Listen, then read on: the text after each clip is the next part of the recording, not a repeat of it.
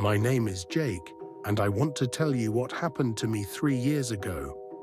When I worked as the night operator at a small railway station called Willowfield, a station that officially doesn't exist anymore. It was a stop for freight trains, about 25 miles from the nearest town. Once a week, a night train came through, and my job was to receive the cargo, check the paperwork, and switch the track for the next train at 4:47 a.m. Simple job. Boring job. At least, that's what they told me when I was hired. The man before me, a guy named Henry, had quit a week before I started. The station master said his nerves couldn't take the loneliness. I laughed at the time. Not anymore. The first shift went fine. So did the second. On the third, I heard it for the first time. It was around 3 a.m. I was sitting in the operator's booth, drinking coffee, reading a book by oil lamp light. They cut the power after midnight to save money. Then I heard someone knocking on the window. Knock, knock, knock. I looked up. Outside, darkness and the rails stretching into the night. Nobody there. The station stood in the middle of an open field, the nearest village 4 miles away. I told myself it was the wind, a branch. Except there were no trees nearby. The knocking came again, closer to the door this time. I grabbed a flashlight and stepped onto the platform. Empty. Just the rails glinting in the moonlight, vanishing into darkness in both directions. And silence, the kind of silence you only get out in a field at night, when even the crickets stop. I decided I'd imagined it. Went back in, locked the door from the inside, something I'd never done before, and didn't fall asleep until dawn. The next day, I asked the station master about Henry. He brushed it off at first, but when I pushed, he told me a strange story. According to the official records, Willowfield was built in 1961, but the old-timers in the village said otherwise, that the station had stood there since before the war, and that something happened here in 1943. A freight train, supposedly carrying relocated persons, had stopped for the night due to a track fault. By morning, no one was found in the cars. The doors had been locked from the inside. The station master said it was just a story people told to scare new hires. I wanted to believe that too. The following night, I decided not to sleep.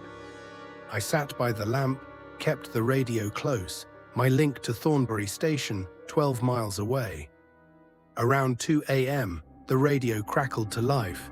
Through the static, I heard a voice, male, calm, almost casual.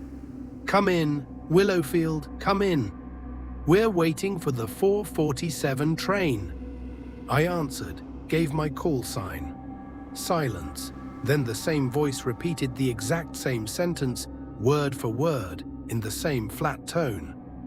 I turned the radio off. My hands were shaking.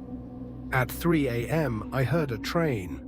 Not the one due at 4:47, a different one. From far off, the clatter of wheels on rails, getting closer, getting louder. I ran out onto the platform with my flashlight.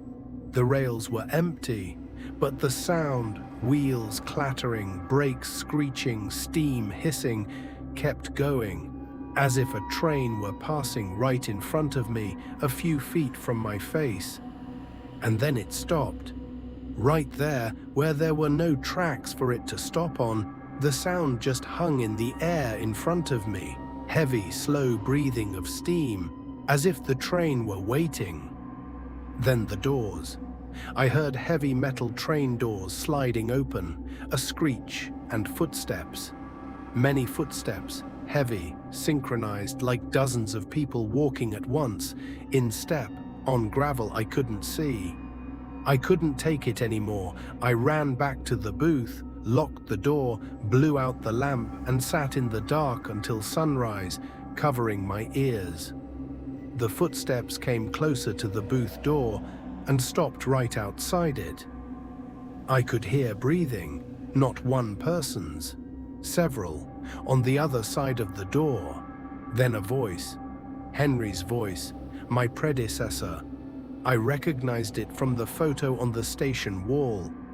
Open the door, we just want to go home. I didn't open it. I sat there until dawn. When the sun came up, I stepped outside. The platform was empty, the rails clean, as if nothing had happened. I packed my things and walked to the nearest village on foot, without waiting for my replacement. A week later, I called the station master and told him I was quitting. He wasn't surprised. He only said one thing, that the station was being officially shut down for route unprofitability. 2 days before the closure paperwork was even due to arrive, before I'd even called. I thought that was the end of it. But a month later, while going through my things, I found the old station logbook, which I'd absent-mindedly grabbed from the booth on my last night. On the final page, in handwriting that wasn't mine, was a single sentence, dated a week ahead of the day I found it. The 4:47 train arrived on time today. The doors opened. Inside, a seat was waiting, empty. I still don't know who wrote it. And to this day, when I hear the distant clatter of wheels on rails at night, even in the city where there are no tracks nearby, I don't sleep until morning.